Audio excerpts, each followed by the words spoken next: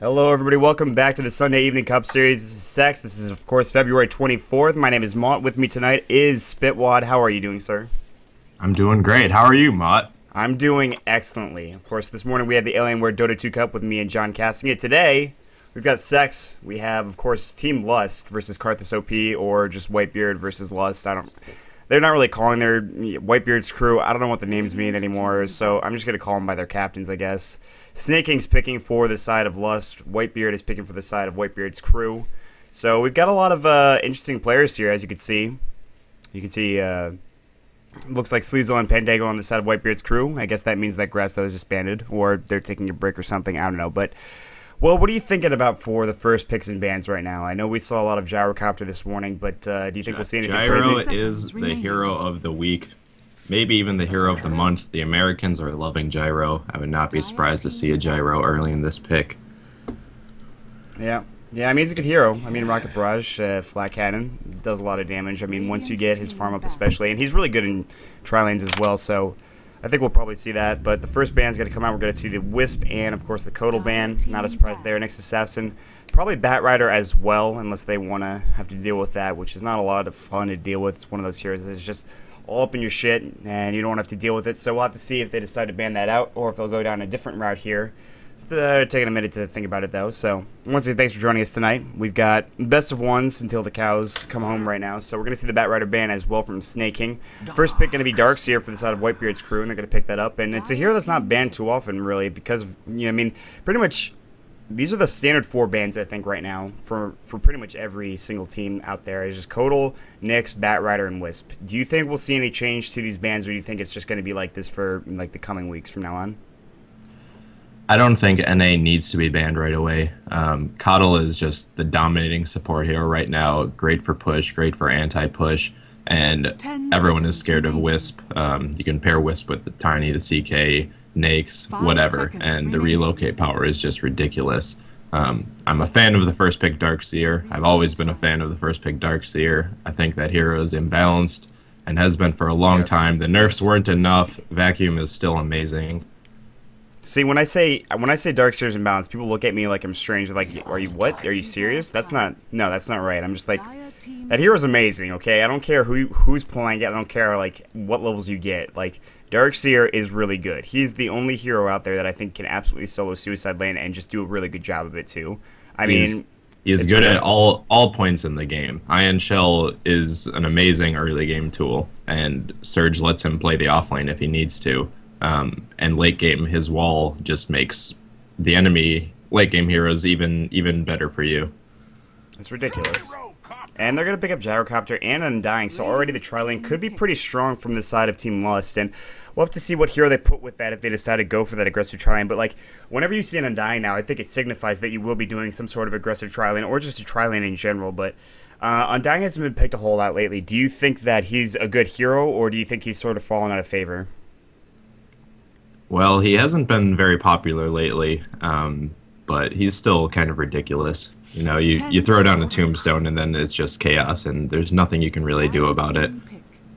Chaos indeed, but the Silencer pickup coming from Whitebeard's crew, that's definitely an interesting pickup. We actually saw it earlier today if you were watching this with NY John. Definitely interesting, certainly has a lot of team fighting potential with that Silence. Rubik as well for the side of Whitebeard's crew. Puck going on the side of Team Lust, and already that's kind of also a North American staple. That hero, I think, is a very strong hero. Certainly provides a lot of team fight, of course, a lot of control as well with the Dreamcoil, with the Silence. So right now we've got a lot of team fight for both sides. Who do you favor after the first pick ban phase? I am liking the Undying Puck combo a lot here. It's a lot of team fight presence, but we haven't seen what's going to be added to this Darkseer combo yet.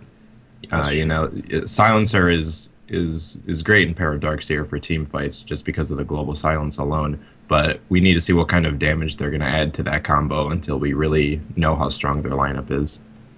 Now, I don't know. I haven't seen a whole lot of Silencer play, admittedly. I haven't seen him being played a lot in the competitive scene.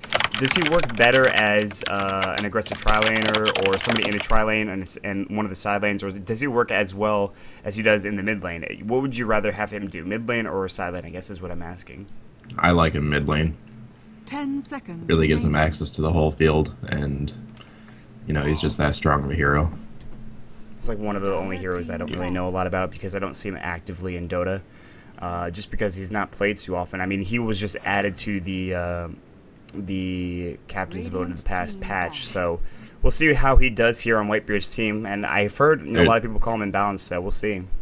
There's a lot of different ways to play Silencer. He can be used as a support because his spells are very good as a support role, but he can also be used as a carry because glaives scale pretty well into the late game, and there's no other way he's really going to become useful other than getting utility items. So you can go support and get a mech or maybe a force staff, maybe even a Ginsu, or you can take more of a primary or secondary carry role and get some of those same items. You know, Ginsu is still great. You can go route of Atos, but you can actually be more of a damage dealer on the team.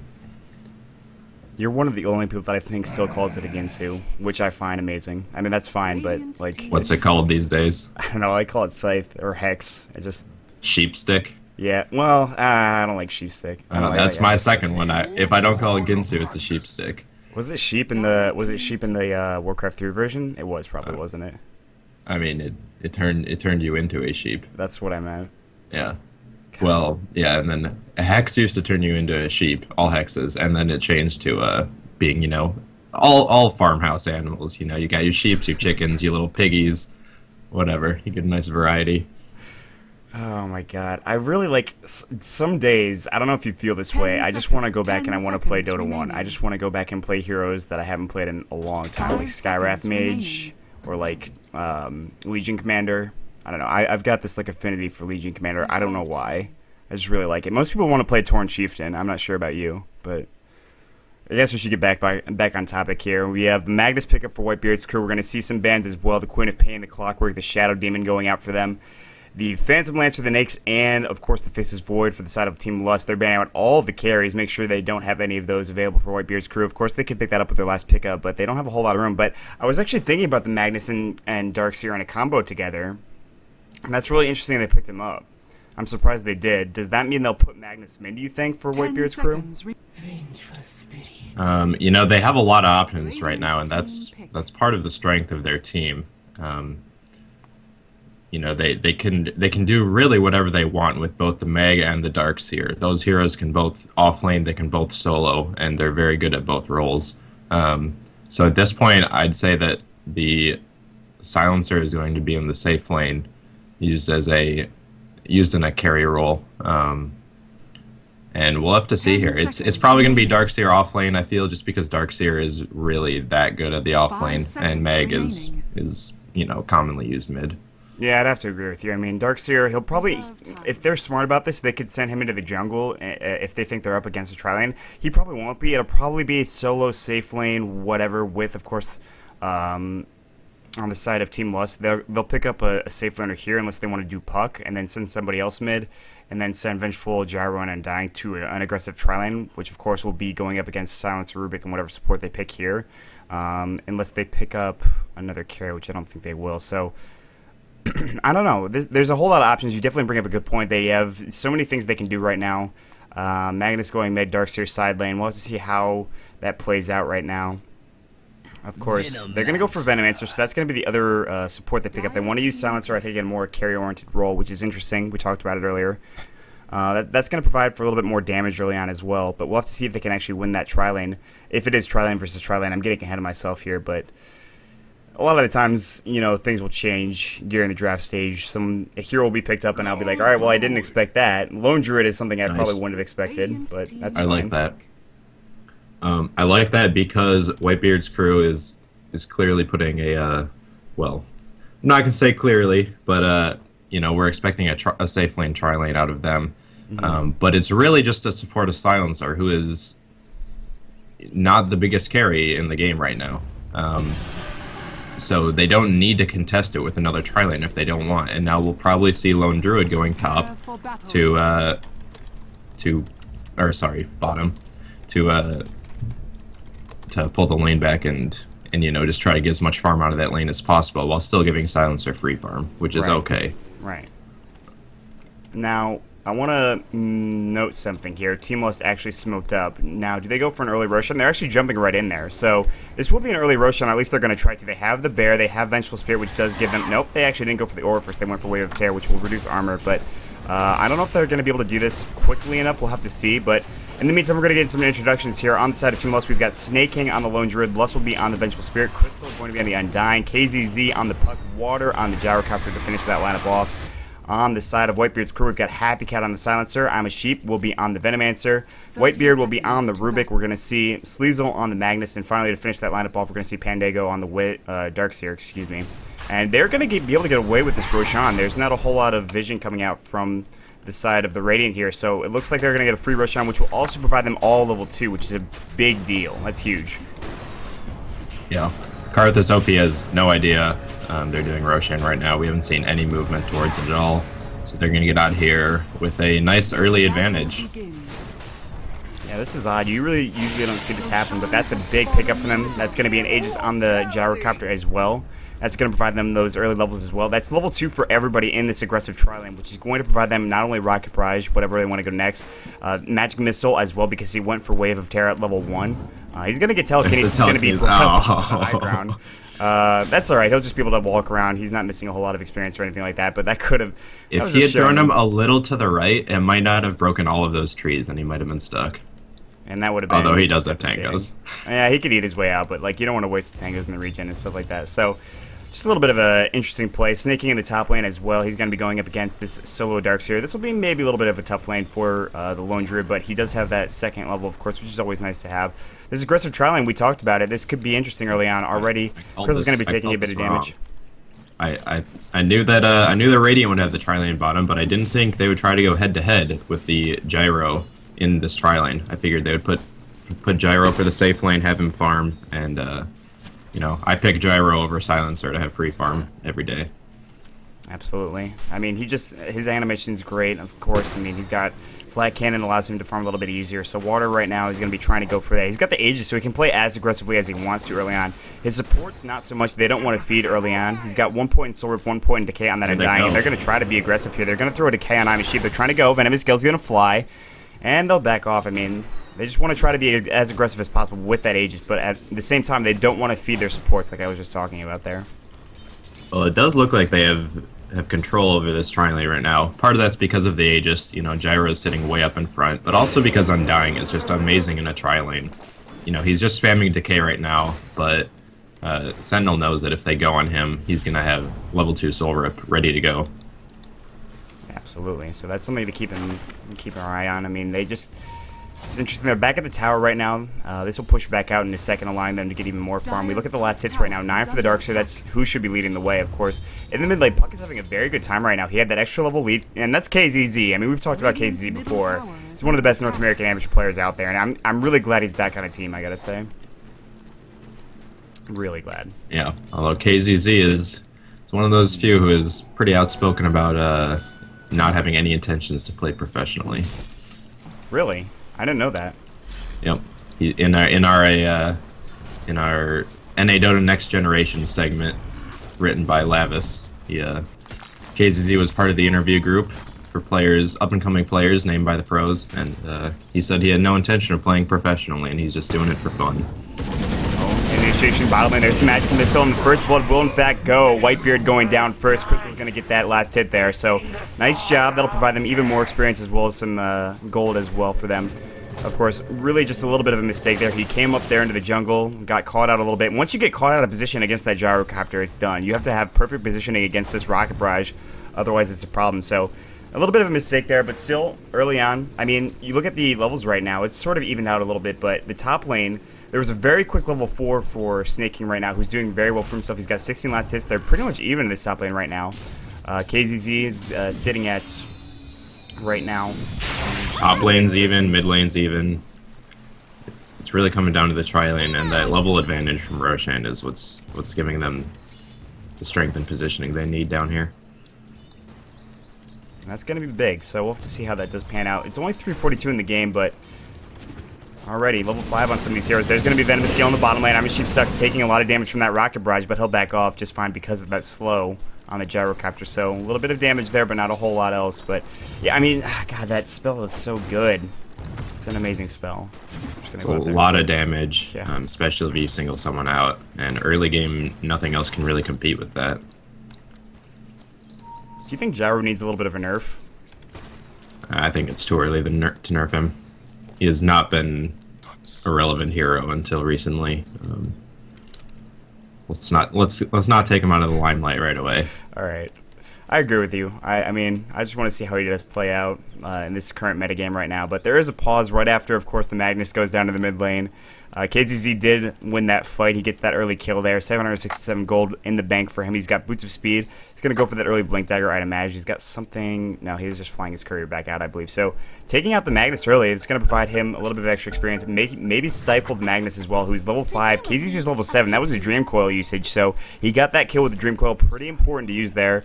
And they're going to try to go again, I think, on Whitebeard or on I'm a Sheep. And there's the Magic Missile going in the bottom lane right now. Wave of Terror, going to be some Rocket Barrage damage as well. Happy Cat taking a lot of the brunt of that water. Flat Cannon as well, just too much damage. And I'm a Sheep is going to go down as well. That's a double kill for Crystal with the Decay, of course. There's going to be a rotation in from Pandago. They're going to try to go on him as well. Tombstone's down. He's going to surge himself out, realizing he's not in the best position. His Iron Shell and the Rocket Barrage just barely not doing enough. K-Will, but Water's going to go down. He has his Aegis, though. And he lost his Aegis about that was 10 seconds timing. before it would disappear. Yeah, perfect time. He's going to get Telekinesis. He's also going to get Last Worded and Curse of the Silent going as well. A lot of damage going for him. Nice Soul Orb coming in from the side of Crystal. And they're going to get another kill on the side of Whitebeard. That's 6-0. Oh, they're just absolutely diving him. They're not even afraid of this. It's 7-0. That was like as bad as you can get down in that bottom lane for perfect Aegis usage, perfect time to abuse their level advantage right before the Sentinel team completely caught up. You know, big dives, but they can do that with Undying. Oh man, that was ridiculous. Like every time I thought they were like not going to get a kill, they threw a Decay, they threw a Soul Rip up on the Gyrocopter as well. That provided him enough health to live. And yeah, you talked about it. It was perfect Aegis usage right at the time when he thought he was going to die. So they just played as aggressively as possible right before that Aegis was worn out. And they took a bunch of kills from it too. So 7-0 at 6 minutes in the game. 4,000 experience going for the Dire side. 4,000 gold as well. And also they have 34 last hits going for snaking right now. This is looking like a really good team, the Dire team. Team Lust, at least. Yep. And KZZ will beat the Meg to the rune. Gonna pick up a nice invis. No ganks top yet, though. They're just gonna let them keep farming away.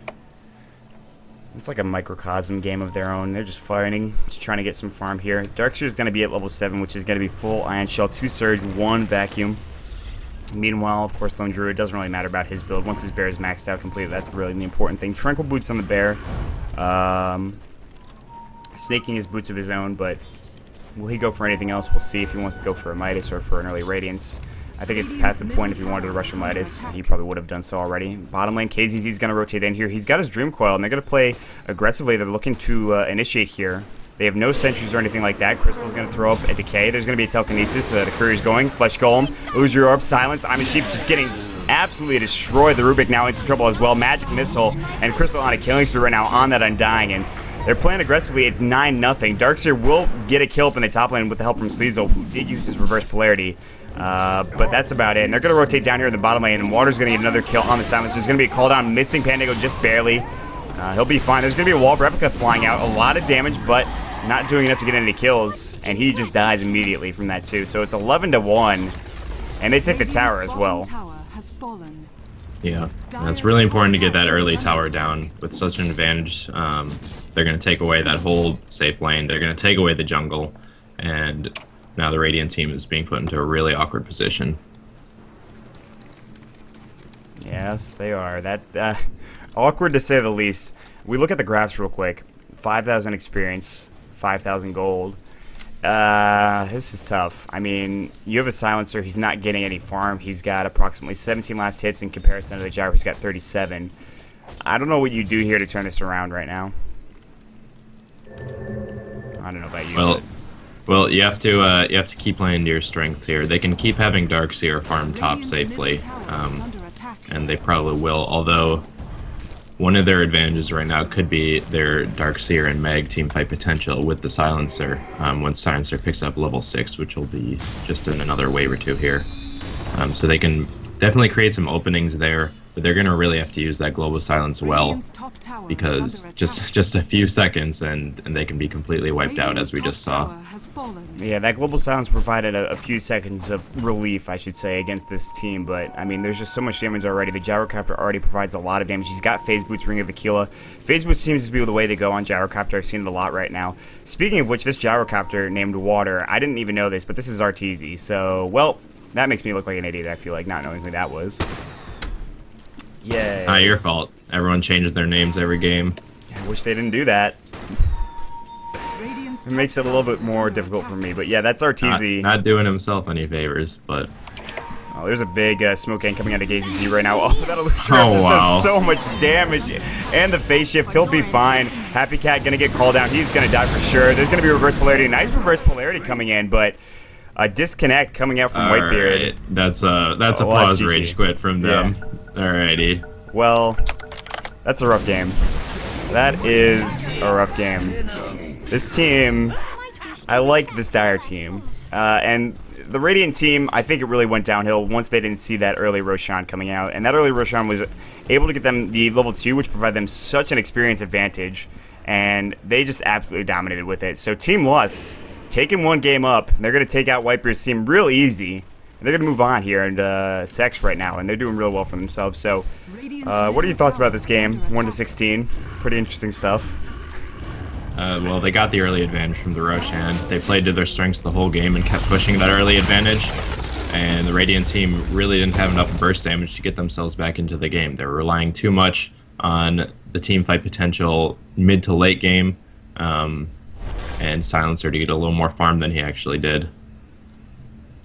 Absolutely. So we're going to jump into the next game in just a second, guys. Well, I don't know how many games were that quick. That was a 10-minute game. That was a pretty quick game, so we're going to have to wait for the next round. Yeah, I don't know. That was the first game to finish. I want to talk about, of course, you can follow the next game. I'm sure there's a game still going on. There's another game going on over at twitch.tv/NYJohnTV. Make sure you guys check that game out.